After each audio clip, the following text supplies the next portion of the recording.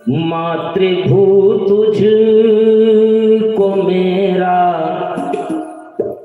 नमन, तेरा वैभव ही मेरा सपन। वंदे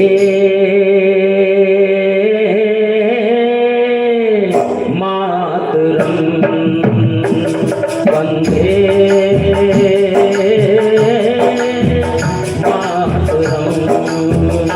मातृभूत तुझको मेरा नमन, तेरा वैभव ही मेरा सपन। वंदे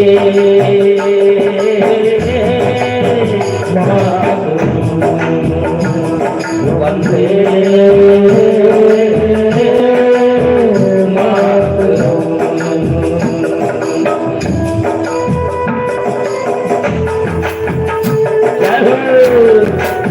बोलिए भारत माता की जय।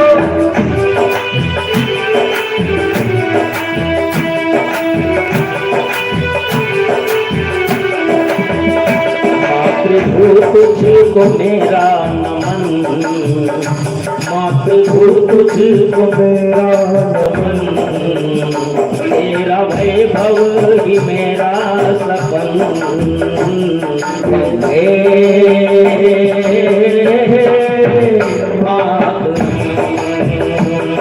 वंदे वंदे मातरम। सभी को बोलना है, सभी को बोलना है। जय हो।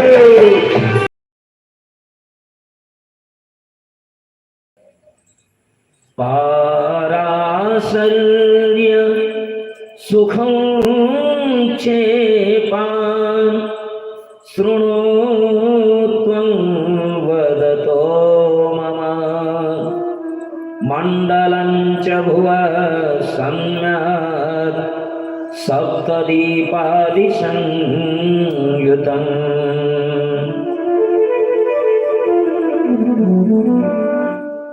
फिर शिव पुराणकार इस सृष्टि के भूगोल खगोल का वर्णन करते हैं। सूर्य धरती से कितना दूर है, चंद्रमा कितना दूर है, चंद्रमा की स्थिति क्या है, इस ब्रह्मांड में क्या क्या है, इस धरती में कितने द्वीप हैं, 7 समुद्र और द्वीपों के मध्य जम्बू द्वीप की स्थिति बताई है, और जिसके मध्य में सुमेरु पर्वत है। सुमेरु पर्वत और इसके उत्तर में चाइना है। चीन जो है सुमेरु पर्वत के उत्तर में है और दक्षिण में हम है, भारत है। जम्बू द्वीप है जिसके मध्य सुमेरु पर्वत 16 योजन नीचे धंसा हुआ है और 84 योजन ऊंचा है। इसके दक्षिण में हिमालय हेमकूट निखग नाम का पर्वत है। हेमकूट वही जहां गुरु गोविंद सिंह जी ने भी तपस्या की थी, शेषनाग ने भी, लक्ष्मण जी ने भी शेषनाग के रूप में तपस्या की थी, और पांडवों ने भी वहां तपस्या की थी, जैसा कि पहले विषय आ चुका है। 1 सहस्त्र योजन चौड़ाई और सहस्त्र योजन विस्तृत भारतवर्ष है। उसके आगे हरिवर्ष सुमेरु के उत्तर में हिरण्मय है, हिरण्य सनत कुमार कहते हैं। वक्षेऽहं भारतं वर्षं हिमाद्रेश्चैव दक्षिणे,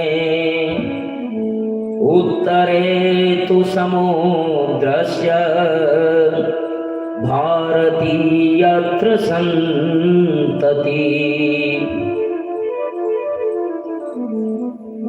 श्रीमद् भागवत, देवी भागवत और ये शिव पुराण, तीनों पुराणों में एक बात कॉमन है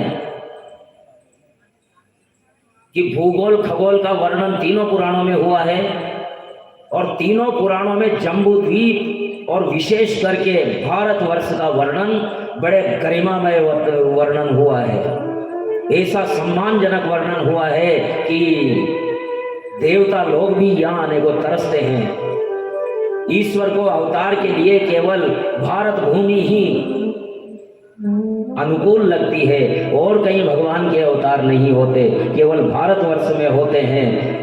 और इसीलिए शिव पुराण कहता है वक्षे हम भारतम वर्षम, मैं भारत वर्ष का वर्णन करता हूँ। हिमाद्रेश्चैव दक्षिणे, हिमालय से लेकर के दक्षिण तक, उत्तरे तो समुद्र से, उत्तर समुद्र तक, भारतीय यत्र संतति, यहाँ रहने वाले सारे के सारे भारतीय हैं, सारे के सारे हिंदू हैं, चाहे वो मत कोई भी हो, हिंदू हो, मुसलमान हो, ईसाई हो, कोई फर्क नहीं पड़ता। हिमालय से लेकर के सिंधु तक, अटक से लेकर के कटक तक जो भी रहता है वो भारतीय यत्र संतति, ये शिव पुराण का वचन है। और इस नाते भारत का रहने वाला हर व्यक्ति हमारा सगा भाई है। बोलिए भारत माता की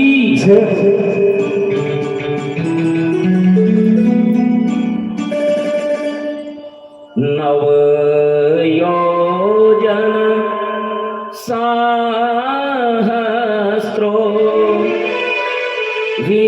विस्तारोस्य महामुने, स्वर्गापवर्गयो कर्म कर्म भूमिरेषा स्मृता बुधे।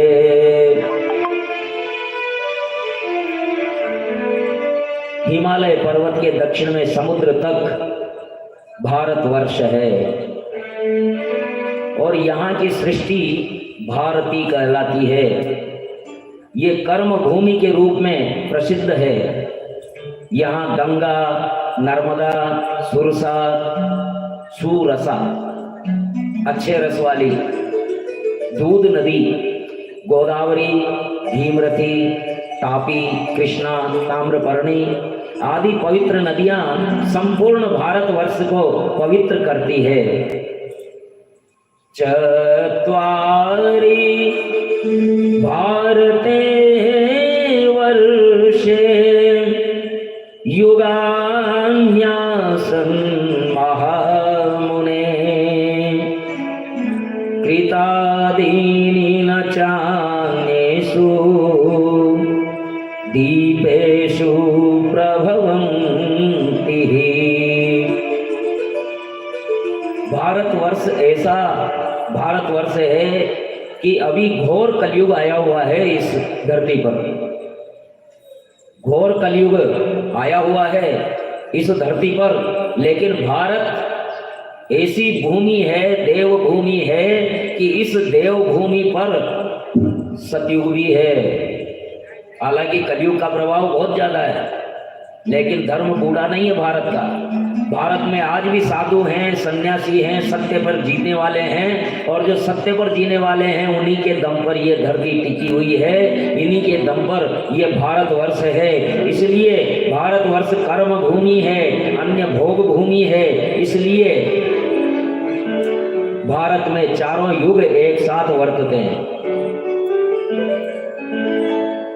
हे मुनि श्रेष्ठ, यहाँ पर मनुष्य सहस्त्रों जन्मों के पुण्यों के संचय से जन्म पाता है। भारत भूमि पे जन्म लेना बड़े भाग्य से, पहली बात तो बड़े भाग मानस तन पावा, बड़े भाग्य से मनुष्य का जन्म मिलता है, और उस पर भारतवर्ष में जन्म मिल जाना बहुत बड़े सौभाग्य की बात है। और उसमें भी फिर संस्कारित परिवार में जन्म ले लेना, ये बहुत ही अच्छे कर्म होंगे, करोड़ों जन्मों के पुण्य उदय होंगे, तब भारत भूमि में जन्म मिलता है। क्योंकि शिव पुराण के वचन है ये, मैं अपनी तरफ से एक शब्द भी नहीं कह रहा हूँ, शपथ शिव पुराण की। ऐसा नहीं कि पंडित जी तो कहते रहते हैं ऐसे ही, इस शिव पुराण ने तो पागल बनाया हुआ है मुझे। शिव पुराण, भागवत, देवी भागवत, इनसे ही मुझे ये बातें मिलती है, और वही बातें सिखाने के लिए भोलेनाथ की प्रेरणा है, और वही बातें मैं उभार करके लाना चाहता हूँ। कथा का उद्देश्य ही यही है कि अपने राष्ट्र के प्रति, अपने धर्म के प्रति जागरूकता आए, यही कथाओं का लक्ष्य होता है। और अगर ये ना हुआ तो नाचना गाना तो बहुत होता रहता है। नाचने गाने की आवश्यकता नहीं है, क्योंकि अगर धर्म बचेगा तो आप बचेंगे।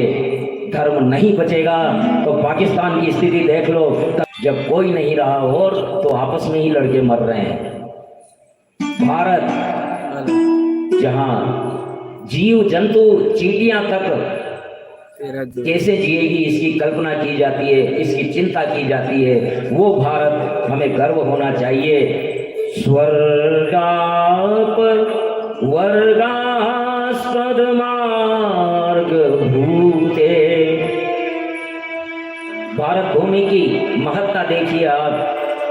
स्वर्गाप वर्गास्पद मार्ग भूते, धन्यास्तु ते भारत भूमि भागे, गायन्ति देवा किल गीतकानि, भवन्ति भूया पुरुषासुरास्ते।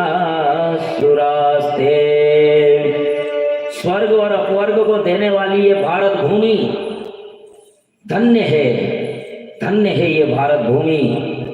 देवता लोग भी इसकी प्रशंसा करते हैं और देवता लोग भी भगवान से प्रार्थना करते हैं कि हे प्रभु, यदि हमें मनुष्य के रूप में जन्म लेना पड़े तो केवल भारत भूमि में ही हमें जन्म देना, अन्य किसी भूमि पर हमें जन्म मत देना। और नारायण भी जब अवतार लेते हैं तो इसी भारत भूमि पर आते हैं। धन्य है ये भूमि जिस पर प्रभु ने अवतार लिया और इसकी रज को माथे से लगाया। अरे यहाँ तक कि इसकी रज को मुंह में रख लिया। क्या है इस भूमि में कि देवता लोग इसकी प्रशंसा करते हैं और कन्हैया इसको मुंह में रख लेता है। ये वो भूमि है। इसलिए आइए हम भी माँ की वंदना करें, इस भारत भूमि की जो हमारी बड़ी माँ है, हमारी जन्म देने वाली माँ ने तो जन्म देकर के इस बड़ी माँ के गोद में सौंप दिया। ये बड़ी माँ हमें लालन पालन कर रही है, खिला रही है, पिला रही है, दुलार रही है, हुलरा रही है। आइए इस भारत माता को प्रणाम करें। मातृभू तुझ को मेरा नमन, तेरा वैभव ही मेरा सपन, वंदे मातरम, वंदे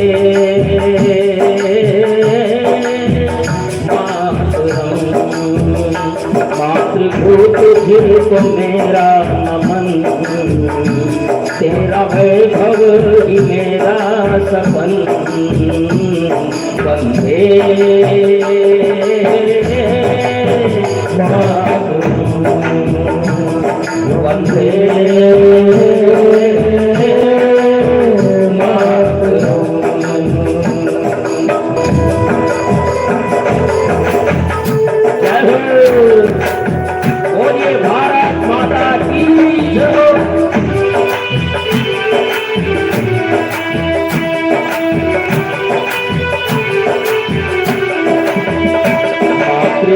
तुझको मेरा नमन, मातृभू तुझको मेरा नमन, तेरा वैभव ही मेरा सपन, वंदे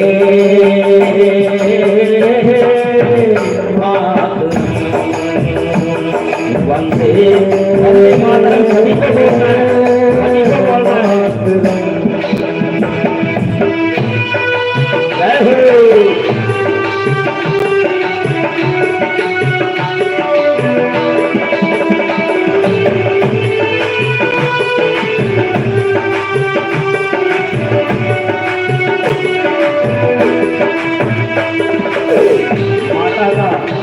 माता का भौगोलिक रूप देखिए, भारत माता कैसी है देखिए।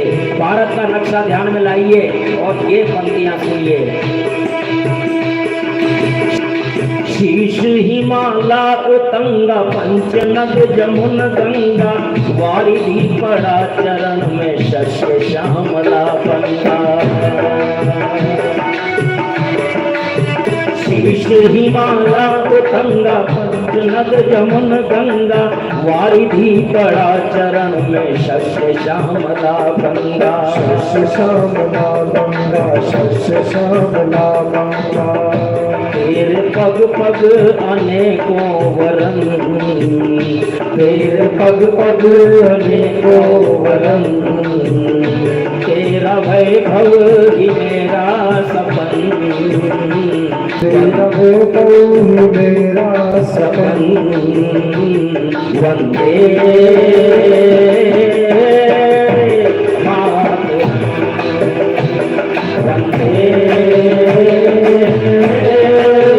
मातरम।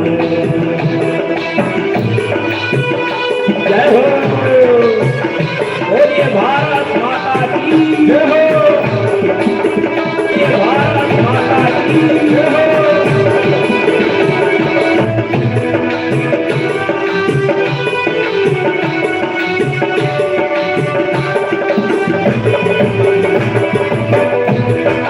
शीश, माता का शीश हिमालय, माता का शीश हिमालय है। पंचनद पंजाब जो दुर्भाग्य से आधा पाकिस्तान में चला गया वो, और जमुना गंगा का दोआब वारिधि चरणों में पड़ा हुआ है। सिंधु भारत माँ के चरण पखार रहा है, और बंगाल शस्य श्यामला भूमि का। और ये भारत हर 10 किलोमीटर पर भाषा बदल जाती है, हर 10 किलोमीटर पर परंपराएं बदल जाती है, लेकिन फिर भी भारत एक है। बोलिए भारत माता की जय हो।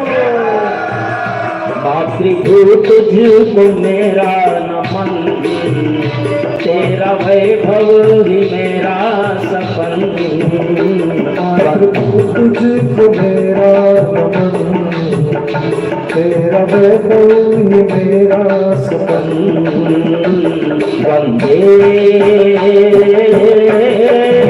मातरम वंदे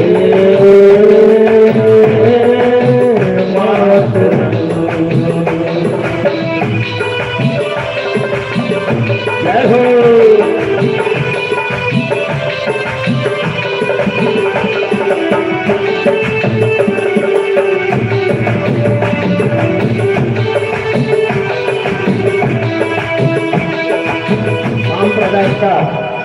सांप्रदायिकता पर हम पहले भी सुन चुके हैं। सांप्रदायिकता कैसी है भारत की? आइए भारत के संप्रदायों की सांप्रदायिकता देखें कि इन सांप्रदायिकता में कैसी एकता है, कैसी एकता है भारत के संप्रदायों में। आइए देखिए। शैव वैष्णवी भक्ति मातृ पूजिता शक्ति जैन बौद्ध है सम्यक सगुण अगुण अनुरक्ति। शैव वैष्णवी भक्ति मातृ पूजिता शक्ति जैन बुद्ध है सम्यक सगुण अगुण अनुरक्ति। शैव वैष्णवी भक्ति मातृ पूजिता शक्ति जैन बौद्ध है सम्यक सगुण अगुण अनुरक्ति। सगुण अगुण अनुरक्ति। तेरे कण कण में सीता रमन तेरे कण कण में सीता रमन तेरा वैभव ही मेरा सपन तेरा वैभव ही मेरा सपन वंदे मातरम वंदे मातरम।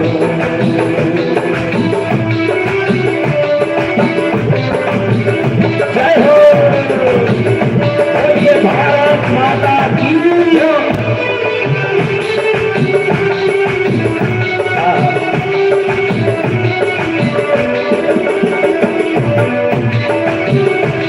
भारत के संप्रदाय शिव संप्रदाय है, शिव को मानते हैं, लेकिन कहते हैं कि शिवद्रोही ममदास गहावा सोनर न सपने मोई न पावा।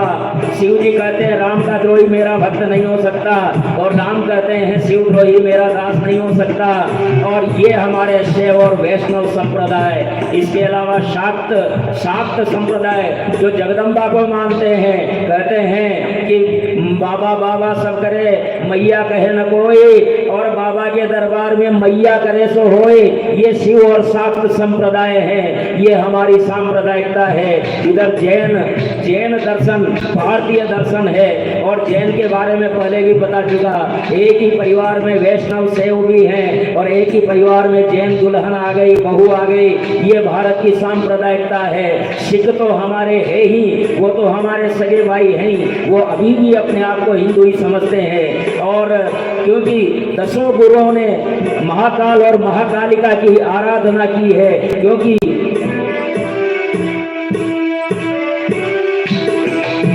सप्त श्रृंग शोभित है जहाँ। गुरु गोविंद सिंह जी की ओर लौटते हैं। गुरु गोविंद सिंह जी का अभी जयंती भी निकली है, आइए उनको प्रणाम करें। और उन्होंने खुद के शब्द हैं, उन्होंने विचित्र नाटक एक पुस्तक लिखी थी, नाटक लिखा था, उसमें उन्होंने कहा अब मैं अपनी कथा बखानो, अब मैं अपनी कथा बखानो, पूरब जन्म की कथा सुनाओ, पूरब जन्म की कथा सुनाओ।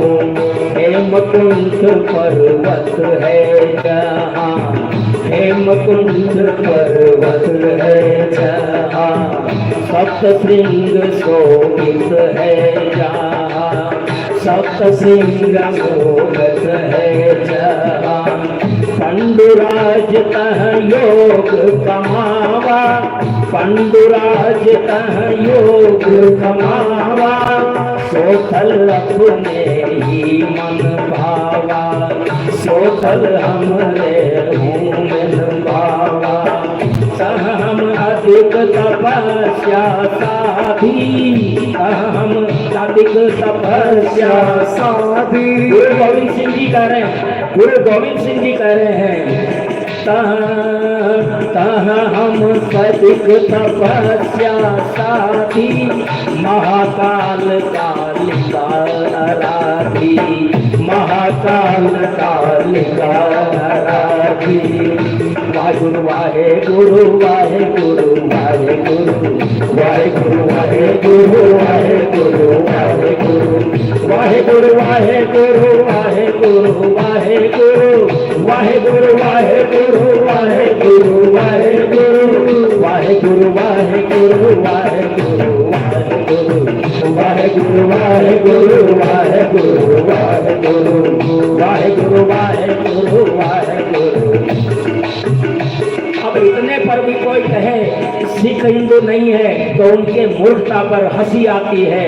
अरे जिनके गुरु हमारे शिव और पार्वती की आराधना करते हो, और जिनके प्रथम गुरु गुरु नानक देव जी 108 बार अपनी गुरुवाणी में राम का नाम लेते हो, वो अगर हिंदू नहीं है तो कौन है ये तो बताओ। वो हिंदू की रक्षा के लिए जो सेना तैयार की गई थी गुरुओं के द्वारा, वो गुरु के सिख हैं, और उन पर हमें गर्व है, था, है और रहेगा। कोई हमें सिखों से अलग नहीं कर सकता। बोलिए दशम गुरु गुरु गोविंद सिंह जी महाराज की जय हो।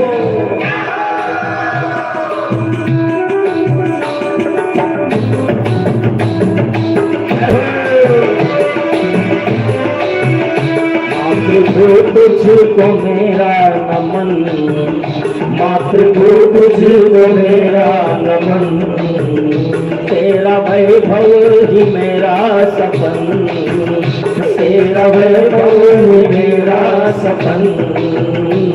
वंदे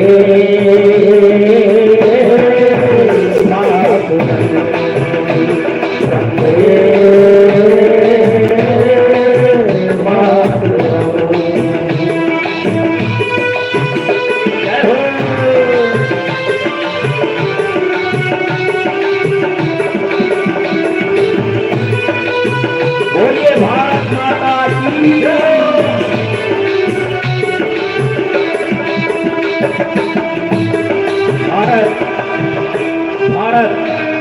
भारत कभी भी राजनीतिक एकता नहीं रही।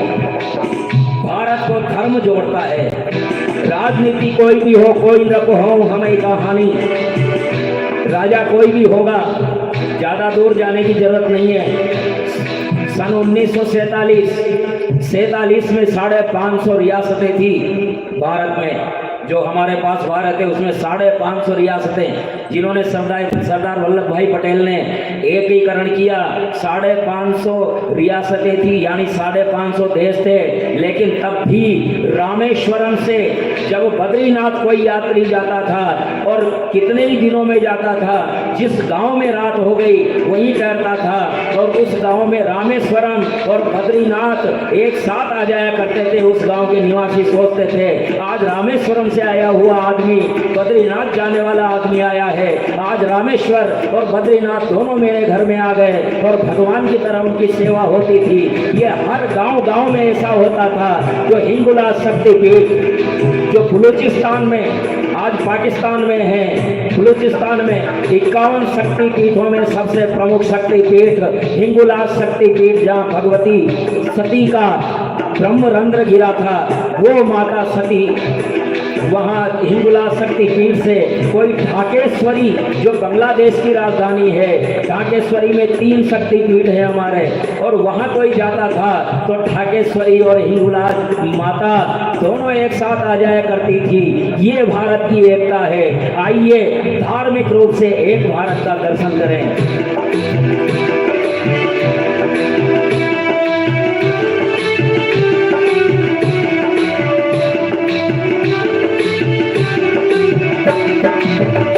मातृभू तुझको मेरा नमन, मातृभू तुझको मेरा नमन, तेरा वैभव ही मेरा सपन, तेरा वैभव ही मेरा सपन। वंदे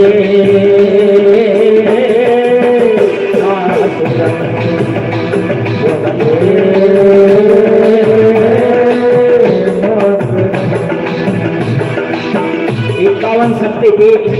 51 शक्तिपीठों में 4 मुख्य शक्तिपीठों का उल्लेख यहाँ हो रहा है।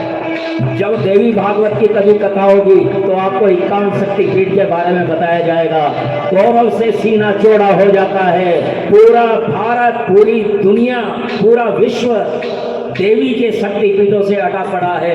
केवल 51 नहीं, 1000 शक्तिपीठ हैं और पूरे विश्व में फैले हुए हैं। और हमें गौरव होता है जब हम शक्तिपीठों की आराधना करते हैं। लेकिन आज 4 शक्तिपीठों का उल्लेख होगा।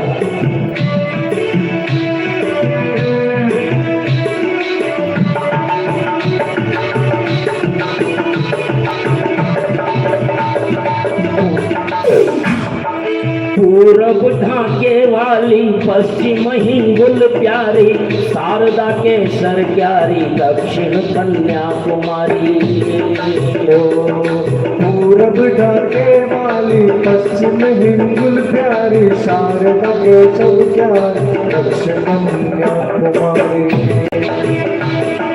पूरब ढाके वाली, पश्चिम हिंगुल प्यारी, शारदा के सर क्यारी, दक्षिण कन्याकुमारी। पूरब ढाके वाली, पश्चिम हिंगुल प्यारी, शारदा के सर क्यारी, दक्षिण कन्याकुमारी। आदिशक्ति का अपना सदन, आदिशक्ति का अपना सदन, तेरा वैभव ही मेरा सपन, तेरा वैभव ही मेरा सपन। वंदे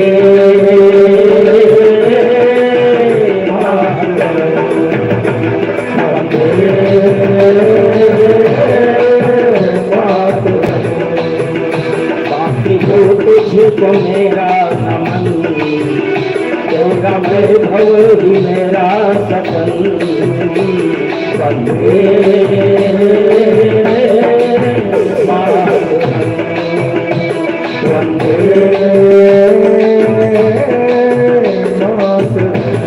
माता के 51 शक्तिपीठों में 4 प्रमुख शक्तिपीठ।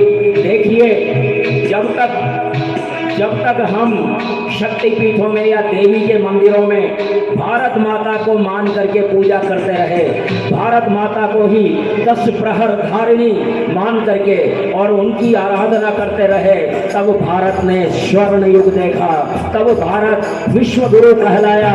लेकिन जब हमने माता को मंदिरों में बंद कर दिया, जब हमने मंदिरों की माता को अलग और भारत माता को अलग मान लिया, वहां से दुर्घटना शुरू होती है। और जहां हिंगोलाज शक्तिपीठ जो 51 शक्तिपीठों में सर्व प्रमुख है, बलूचिस्तान आज पाकिस्तान के अधीन है। हम अगर जाना चाहें दर्शन के लिए तो हमें अनुमति नहीं मिलती है। पाकिस्तान सरकार भारत के हिंदुओं को वहां दर्शन की अनुमति नहीं देती है।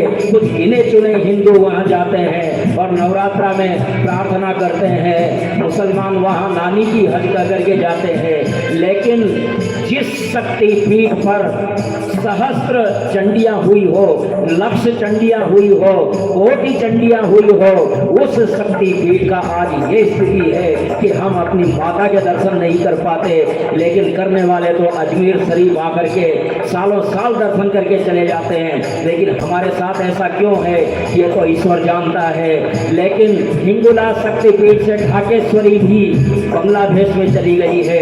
लेकिन जिस दिन इन दोनों तीर्थ स्थानों की यात्रा प्रारंभ हो जाएगी, जिस दिन कन्याकुमारी से शारदा शक्तिपीठ जो कश्मीर में है, कश्मीर में शारदा शक्तिपीठ है जो पाकिस्तान अधिकृत कश्मीर में है, राम जन्मभूमि के लिए जब हर तीर्थ की 51 शक्तिपीठों की मिट्टी लाई जाने वाली थी, तो शारदा शक्तिपीठ से किस प्रकार आए। तो एक दक्षिण भारतीय हिंदू जो कनाडा में रहते थे, भारत को तो वीजा ही नहीं मिलता है पाकिस्तान का, खास तौर से पाकिस्तान अधिकृत कश्मीर का वीजा नहीं मिलता है।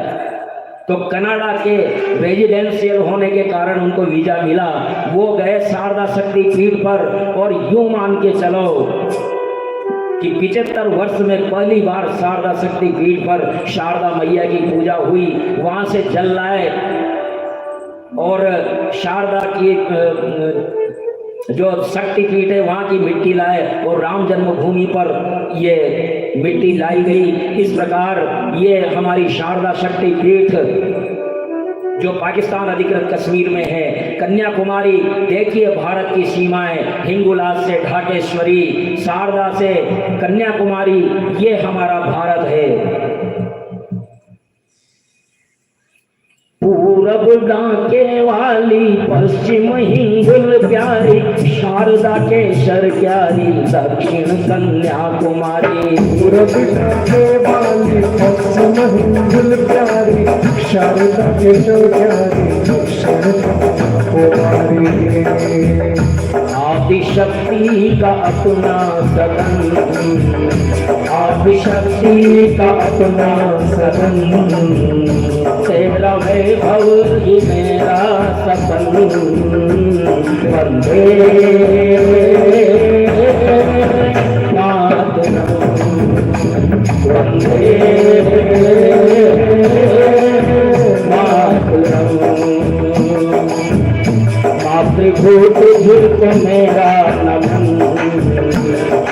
तुझको मेरा नमन। तेरा वैभव ही मेरा सपन, तेरा वैभव ही मेरा सपन। वंदे मातरम, वंदे मातरम, वंदे वंदे मातरम, वंदे वंदे मातरम। वंदे भारत मातरम, वंदे भारत मातरम। वंदे भारत मातरम। वंदे भारत मातरम। मातृभूत तुझको मेरा नमन, तेरा वैभव ही मेरा सपन। वंदे मातरम, वंदे मातरम, वंदे वंदे मातरम, वंदे भारत मातरम, वंदे भारत मातरम, वंदे भारत मातरम।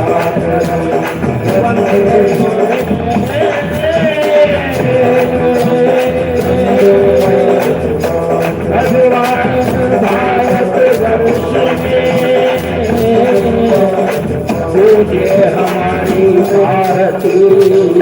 वंदे भारत मातरम,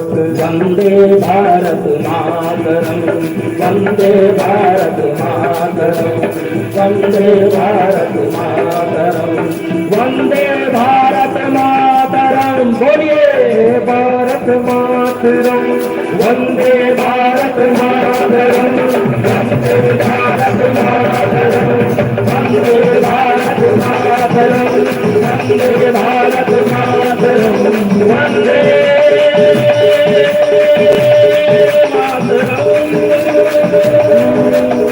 वंदे भारत मातरम, वंदे मातरम, वंदे मातरम, वंदे मातरम, वंदे मातरम, वंदे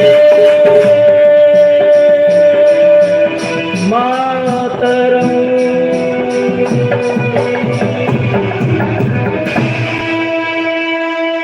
बोले भारत माता की।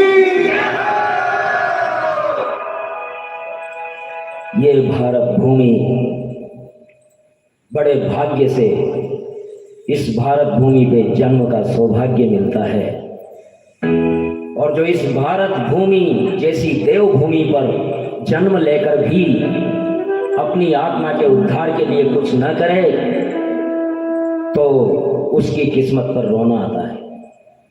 इसलिए हम इस देवभूमि पर पैदा हुए, राष्ट्र हमें देता है सब कुछ, हम भी तो कुछ देना सीख रहे। देश लोग बात सीधे सीधे ये कहते हैं क्या खाने को देंगे, क्या ये राष्ट्र कार्य करोगे तो क्या राष्ट्र खाने को दे देगा क्या? अरे भाई खाने को तो राष्ट्र ही दे रहा है, सब कुछ दे रहा है, लेकिन हमारी बारी आए कम से कम हाथ तो खड़ा करें कि हम राष्ट्र के साथ हैं। राष्ट्र के साथ हाथ खड़ा करने के लिए तो हाथ खड़ा करने की अब हमें शर्म आती है, तो धिक्कार है ऐसे जीवन को। कम से कम जहां हमारे हाथ खड़ा करने से अगर राष्ट्र भाव को बल मिलता है, राष्ट्रीयता को बल मिलता है, तो एक क्या दोनों हाथ खड़े करने चाहिए। बोलिए भारत माता की जय हो। देशेऽस्मिन् भारते वर्षे प्राप्य मानुष्यमध्रुवम् न कुर्यादात्मनः श्रेयस्तेनात्मा खलु वंचितः। शिव पुराण के वचन है कि भारत जैसी पुण्य भूमि पर, भारत जैसी देव भूमि पर जन्म लेकर भी यदि आत्म कल्याण नहीं करता कोई व्यक्ति, तो उसने अपनी आत्मा को ही ठगा है। ईश्वर ने तो कृपा की है कि इस देव भूमि पर उसको जन्म दे दिया, लेकिन आत्मा का उद्धार करने के बजाय सांसारिक कर्मों में लगा रहा, तो वो आत्मा को ही ठगता है।